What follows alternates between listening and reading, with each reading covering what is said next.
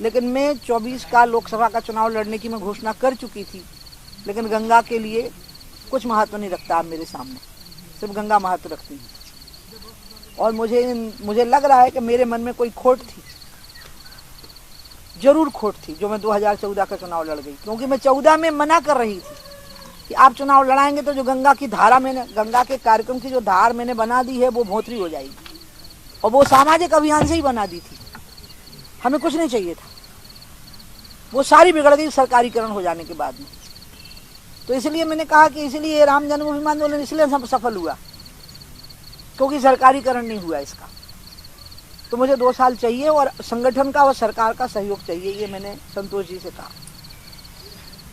तो संतोष जी ने कहा कि ठीक है, मैं ये बात सबको व्यक्त कर दूंगा। मैं कल तक प्रतीक्षा करती रही कि जगत प्रकाश नड्डा जी की तरफ से बयान आ जाएगा। मैंने कल उनको मेल भी किया परसों कि आप मेरे जैसे कार्यकर्ता की वरिष्ठता का सम्मान करिए, और जब मैं मना कर चुकी हूं कि मुझे किस कारण से चुनाव नहीं लड़ना, तो उसको स्पष्ट कर दीजिए पब्लिक के सामने। क्योंकि मैं पार्टी का एक बहुत वरिष्ठ कार्यकर्ता हूं, उम्र भले ही मेरी मोदी जी से 10 साल कम है, लेकिन पार्टी के प्रति जो मेरा योगदान है, जब पार्टी बन रही थी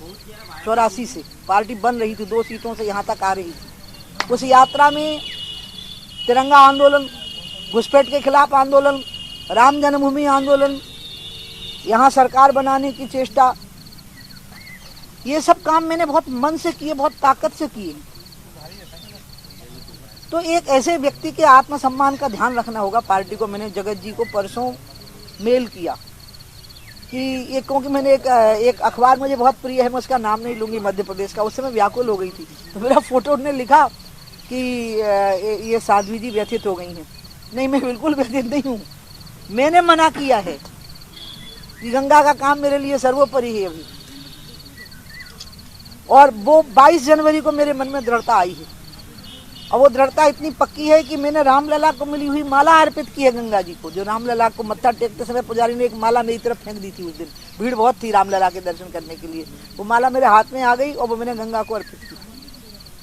कि जैसे रामलला का काम हुआ